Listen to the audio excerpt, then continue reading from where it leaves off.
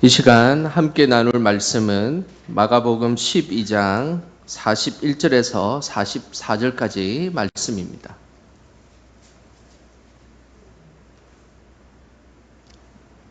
마가복음 12장 41절에서 44절까지 말씀, 우리 한 목소리로 말씀 함께 읽겠습니다. 예수께서 헌금함을 대하여 앉으사 무리가 어떻게 헌금함에 돈 넣는가를 보실세 여러 부자는 많이 넣는데 한 가난한 과부는 와서 2렙돈 곧 한 고드란트를 넣는지라. 예수께서 제자들을 불러다가 이르시되 내가 진실로 너희에게 이르노니 이 가난한 과부는 헌금함에 넣는 모든 사람보다 많이 넣었도다.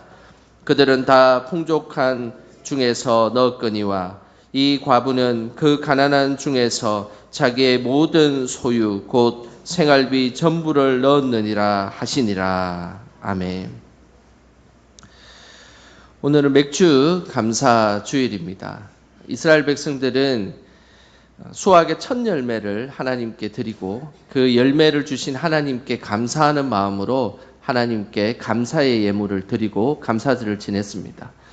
우리 한국 기독교도 오늘 집사님께서 기도해 주신 것처럼 보릿고개의 그 어려운 시기에 첫 보리가 이제 수확이 되었을 때 얼마나 먹고 싶겠습니까? 그런데 그 힘든 보릿고개를 넘고 그리고 그 먹고 싶었던 그 보리밥을 포기하고 첫 번째 그 열매를 하나님 앞에 드렸던 그것이 맥주 감사절의 절기의 유래입니다. 늘 힘들고 어려운 순간이지만 그러나 하나님께 감사함으로 나아가고 그리고 지난 세월을 돌아보면 하나님의 은혜의 순간이 없었던 것이 없었음을 항상 고백함으로 말미암아 감사로 나아가는 저와 여러분 되시길 주님의 이름으로 축복합니다. 요즘에는 새로 생긴 언어가 참으로 많습니다. 이전에는 새로운 언어라는 것이 유행어를 통해서 만들어지기도 했습니다.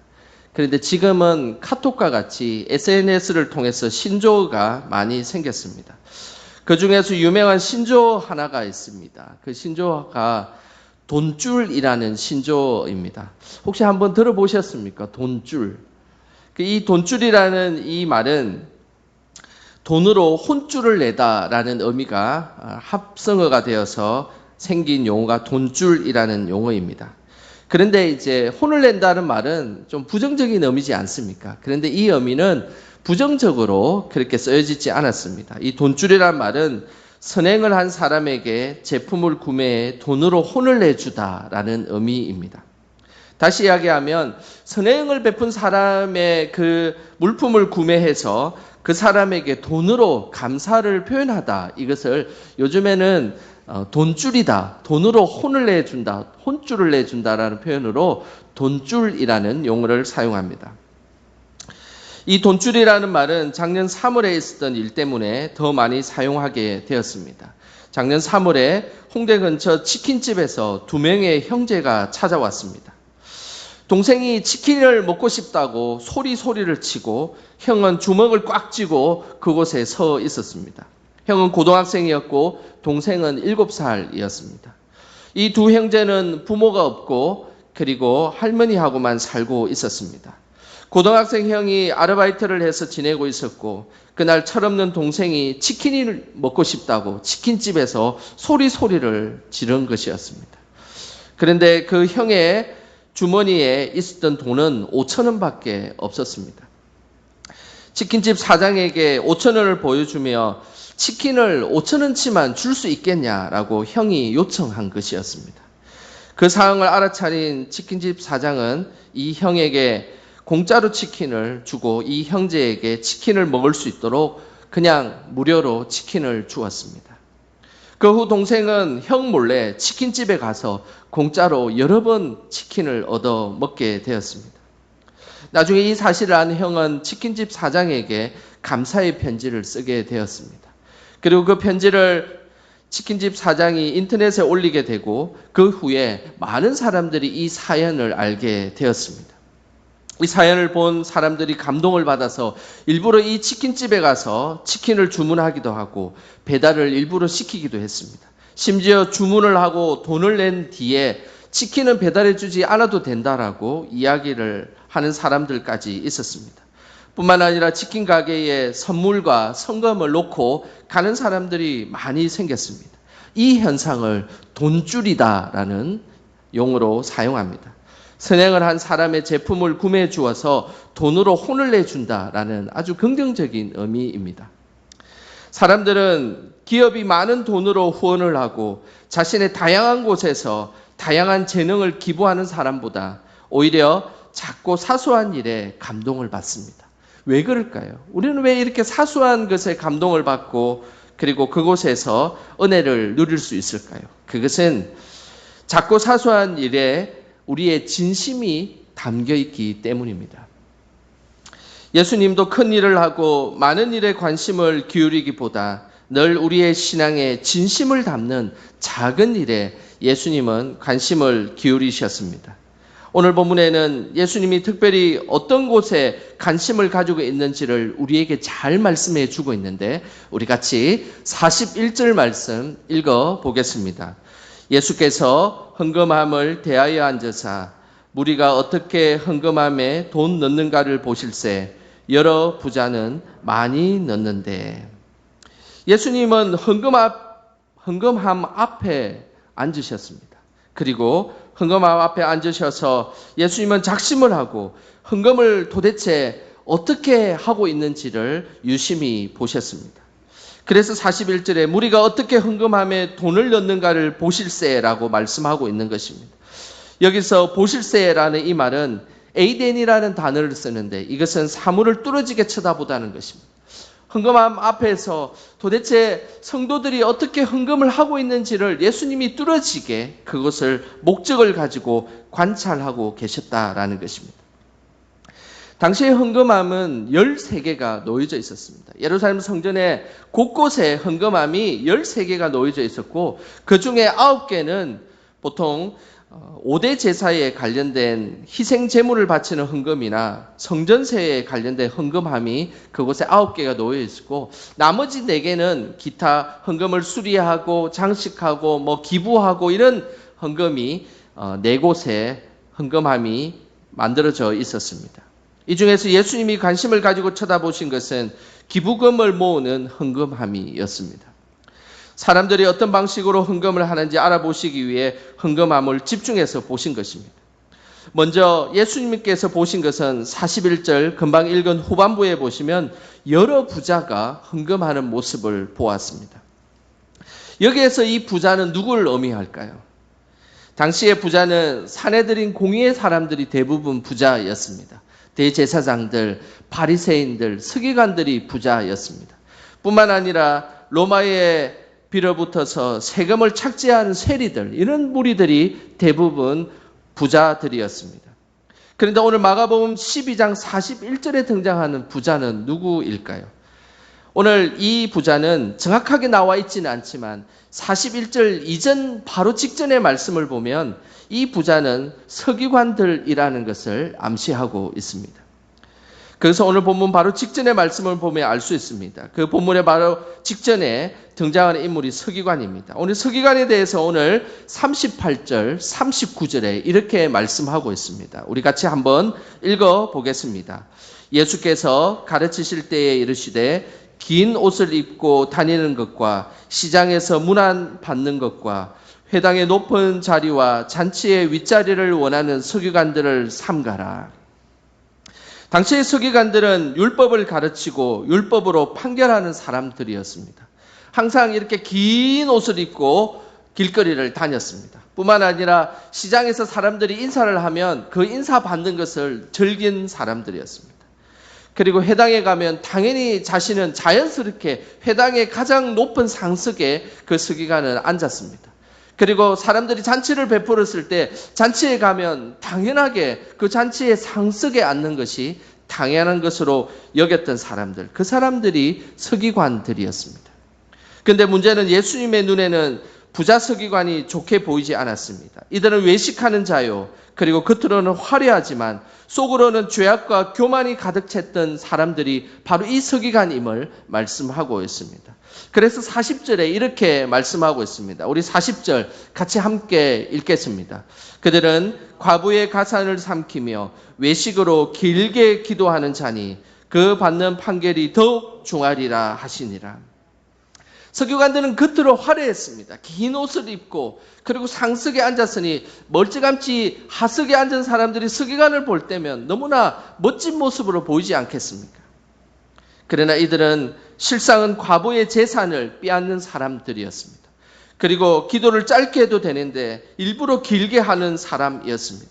겉으로는 경건한 척 했지만 뒤에서는 온갖 비리와 강탈을 저질렀던 사람들, 이 사람들이 서기관들이었습니다.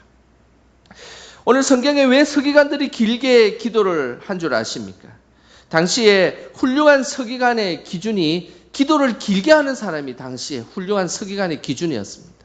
그래서 백성들이 어떤 애매한 일이 벌어졌을 때 율법으로 판단받고 싶고 그리고 율법의 재판장으로 서기관을 찾아갈 때 어떤 서기관에 많이 찾아갔냐면 기도를 아주 길게 한 서기관. 이 서기관은 기도를 2시간 합니다. 이 서기관은 무려 기도를 하루에 5시간씩 합니다. 그러면 내가 이 5시간씩 하는 서기관에게 찾아가서 이 율법의 문제 그리고 자신의 법률의 문제를 상담받아야 되겠다라고 생각했던 시절이 그 당시의 시절이었습니다. 그러니 서기관들이 길게 기도하는 것이 그들에게 중요한 것이었습니다. 그러나 진실된 기도는 얼마나 기도를 오래 하는 것이 진실된 기도가 아닙니다. 진실된 기도는 마음을 다해 짧은 시간이라도 하나님께 집중하여 기도하는 것이 하나님께서 원하시는 기도의 모습입니다. 기도는 길게 해놓고 가난한 과부의 재산을 강탈하는 일은 서기관들이 자행했던 그 사람들이 그 당시의 서기관, 부자 서기관의 모습이었습니다. 예수님이 이 서기관의 외식적 행위를 고발하는 것이 이 오늘 본문의 맥락의 모습입니다. 그래서 오늘 이 본문이 그 서기관의 외식적인 서기관의 모습을 이야기하며 바로 오늘 본문의 말씀이 나오는 것입니다. 하나님은 경건의 모양은 있지만 진실된 경건의 모습이 없는 서기관에 대해서 관심을 두지는 않았습니다. 오히려 다른 사람에게 오늘 본문은 관심을 두고 있습니다. 그 사람이 누구입니까? 바로 42절에 그 사람이 등장합니다. 우리 42절 말씀 함께 읽겠습니다. 한 가난한 과부는 와서 2렙돈 곧 한 고드란트를 넣는지라. 예수님은 헌금을 많이 하는 부자보다는 한 가난한 과부의 헌금하는 모습을 눈여겨보셨습니다. 예수님 당시 헌금함은 나팔 모양으로 이렇게 되어 있었습니다. 나팔 모양으로 되어 있고 노쇠로 그것을 만들었기 때문에 그 헌금함에 동전을 넣게 되면 당연히 소리가 울리게 되었고 나팔 모양으로 있기 때문에 소리가 더 확장되어서 울렸던 헌금함이 그 당시의 헌금함이었습니다. 돈이 떨어지면 땡그랑 소리가 났었습니다. 그런데 부자가 돈다발을 가지고 와가지고 돈다발을 가져와서 많은 그 동전을 그 나팔 모양으로 되어 있는 헌금함에 쏟아붓게 되면 무슨 소나기 소리가 들리는 것처럼 와르르 이렇게 쏟아지는 소리가 들렸습니다. 그래서 문헌에 보면 그 헌금이 쏟아지는 소리를 보고 사람들이 와 하고 환성을 지르렀습니다. 그뿐만 아니라 동전도 여러 가지 종류가 있지 않겠습니까? 그런 많은 큰 동전에 해당되는 그런 귀중한 동전들은 소리가 크게 났을 것이고 그리고 작은 동전은 소리가 아주 작게 났을 것입니다. 그래서 사람들이 동전이 떨어지는 소리만 들어도 이 사람이 어떤 헌금을 하고 있는지를 알게 되었던 시대가 그 시대였습니다. 그런데 가난한 과부가 렙돈 2개를 헌금함에 넣었습니다. 땡그랑 땡그랑 소리가 난 것이죠. 오늘 화면을 보시면 이 렙돈이 그 당시의 렙돈입니다. 손바닥에서 아주 작은 예전에 우리의 1원짜리 동전 기억나십니까? 그 1원짜리 동전과 같은 크기의 아주 작은 동전이 렙돈의 크기였습니다. 당시의 렙돈의 가치는 데나리온의 128분의 1입니다. 데나리온의 128분의 1이라면 오늘로 환산하면 1데나리온이 성인 한 명이 하루 벌 수 있는 일당이기 때문에 그냥 대략 10만 원으로 잡으면 10만 원을 128분의 1로 제가 계산기를 한번 두들겨 보았습니다. 그러니까 728원이 나왔습니다. 대략 한 700원 정도 되는 돈이죠. 요즘에 700원으로 무엇을 할 수 있는지 아십니까? 라면 한 봉지를 살 수 있습니다. 그러니 그 당시에 라면 한 봉지를 살 수 있는 그 작은 랩돈 2개를 하나님께 헌금을 한 것입니다. 당시에 2랩돈을 가지고 한두 명이 먹을 수 있는 밀가루를 살 수 있었습니다. 그리고 그 밀가루를 가지고 반죽을 해서 당시에 그 한 끼 식사로 그것을 사용했습니다. 로마 시대의 유대 역사학자인 요세푸스는 그 당시에 가난한 유대인들은 하루 3끼를 먹고 있지 않았습니다. 우리나라에도 하루 3끼를 먹는 역사는 최근에 그것이 일어났지, 이전에는 하루에 2끼 그리고 1끼만 먹는 일들이 대부분이었습니다. 그 당시에도 마찬가지였습니다. 그러니 가난한 과부의 2랩돈은 자신의 하루의 양식을 헌금한 것입니다. 예수님은 가난한 과부의 헌금을 하는 모습을 유심히 지켜보셨습니다. 그리고 나서 44절에 이렇게 말씀하셨습니다. 우리 44절 같이 읽어보겠습니다. 그들은 다 그 풍족한 중에서 넣었거니와 이 과부는 그 가난한 중에서 자기의 모든 소유 곧 생활비 전부를 넣었느니라 하시니라. 과부의 2랩돈은 생활비 전부를 넣었다라고 예수님께서 말씀하셨습니다. 이 헌금 후에 굶어야 하는 이 과부의 처지를 보시고 안타까워 말씀하신 것입니다. 가정에는 필요한 3가지의 돈이 있습니다. 한 가지는 생활비가 있습니다. 그리고 그 또 한 가지는 생계비가 있고 또 한 가지는 생존비가 있습니다. 생활비라고 하면 우리는 하루에 그 한 가정에서 생활할 때 필요한 전체적인 돈을 생활비라는 용어를 씁니다. 그리고 생계비는 기본적으로 먹고 마시고 그리고 입는 데 필요한 돈이 생계비입니다. 그런데 가장 최후의 그 비용이 있습니다. 그것은 생존비입니다. 최소한 목숨을 유지하기 위해서 필요한 돈이 생존비입니다. 그래서 오늘 이 44절을 생활비라고 이야기했지만 헬라어 원어를 보면 히스테레세우스라는 단어를 쓰는데 이것은 생활비라는 단어보다는 생존비 단어와 더 유사한 단어입니다. 그래서 이 과부가 하나님 앞에 드렸던 이 헌금은 바로 생존비, 이 비용이 없으면 이제 하루를 살아갈 수 없는 생존비와 같은 헌금이었습니다.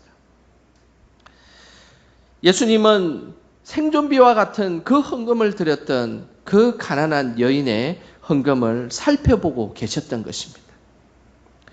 물질이 있는 곳에 마음이 있다고 하나님은 말씀하셨습니다. 그 물질 속에는 항상 마음이 들어가 있기 때문입니다. 물질의 진실함과 감사의 마음을 담는 것이 중요합니다. 그리고 물질의 많고 적음의 문제가 아니라 그 물질의 진실된 마음을 담아서 하나님 앞에 나아가는 것, 그것이 하나님께서 원하시는 믿음의 모습입니다. 가난한 과부의 돈은 물질이 적어서 예수님이 칭찬한 것이 아닙니다. 그 물질 속에 진실된 마음이 담겨 있고 자신의 삶의 흔적들이 담겨 있고 자신의 삶을 희생해서라도 하나님 앞에 드려야 하는 그 정성의 모습이 담겨 있기 때문에 예수님께서 칭찬하신 것입니다. 성경에는 많은 물질을 드리고 칭찬받는 여인이 있습니다. 그렇기 때문에 성경에는 작게 드렸다고 칭찬하고 많이 드렸다고 칭찬하지 않고 이런 것이 아닙니다. 물질이 많이 드린 것이나 그리고 적게 드린 것이나 동일하게 예수님은 칭찬하십니다. 그래서 오늘 이 본문의 말씀에 마가복음 12장에 적게 드린 과부의 말씀이 나오지만 또 지나서 마가복음 14장에는 물질을 많이 드린 여인의 칭찬이 나옵니다. 마가복음 14장 3절 말씀 우리 화면을 보시면서 함께 읽어보겠습니다. 예수께서 베다니 나병 환자 시몬의 집에서 식사하실 때에 한 여자가 매우 값진 향유 곧 순전한 나드 한 옥합을 가지고 와서 그 옥합을 깨트려 예수의 머리에 부으니. 예수님이 베다니에 있는 시몬의 집에서 식사하러 가셨습니다. 그런데 한 여인이 향유 옥합을 깨트려 예수님의 머리에 부었습니다. 당시에 이 향유 옥합의 가격은 300데나리온 정도 되는 돈이었습니다. 300데나리온 돈은 오늘날로 치면 3천만 원 정도 되는 돈입니다. 이 어마어마한 금액을 하나님인 예수님에게 드린 것입니다. 옆에 있던 가룟 유다는 계산이 아주 빠른 사람이었습니다. 이 금액이면 가난한 사람을 여러 명 도울 수 있는데 어떻게 한 번에 이 향료 옥합을 깨뜨렸냐라고 여인을 책망하였습니다. 향료라는 이 귀한 것은 금액도 금액이지만 구하기가 매우 힘든 것이었습니다. 당시의 향료는 히말라야 지역에서 나무 뿌리에서 얻는 매우 아주 귀중한 것이었습니다. 그래서 여인들은 향료를 사서 옥합에 보관해 두었다가 결혼 지참금으로 이 향유를 사용하였습니다. 그런데 순식간에 3천만 원짜리 되는 이 향유를 깨트려 버려서 향기로 바로 날려버린 것입니다. 여인에게는 너무 과한 헌금을 한 것입니다. 하지만 예수님은 이 여인이 자신의 장례를 미리 준비하였다라고 하면서 그러면서 이렇게 칭찬하였습니다. 마가복음 14장 9절 말씀입니다. 우리 화면을 보시면서 함께 읽어보겠습니다. 내가 진실로 너희에게 이르노니 온 천하에 어디서든지 복음이 전파되는 곳에는 이 여자가 행한 일도 말하여 그를 기억하리라 하시니라.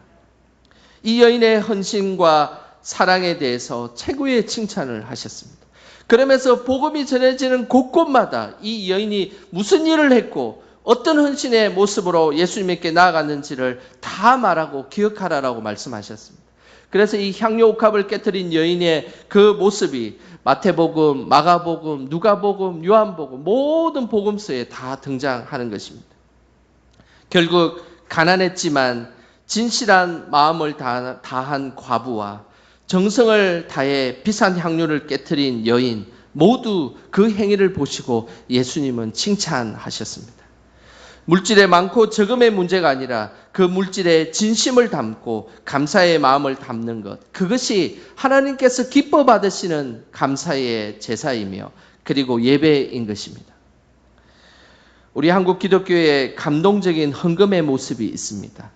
여러분, 날연보라는 말을 들어보신 적이 있으십니까?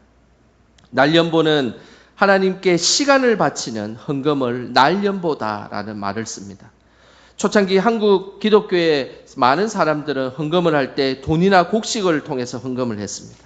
그런데 구한말 일제시대에 침략으로 인해서 먹고 살기 힘들 그때에 한국교회에 참으로 귀한 전통 하나가 생겼습니다. 그것이 바로 날연보입니다.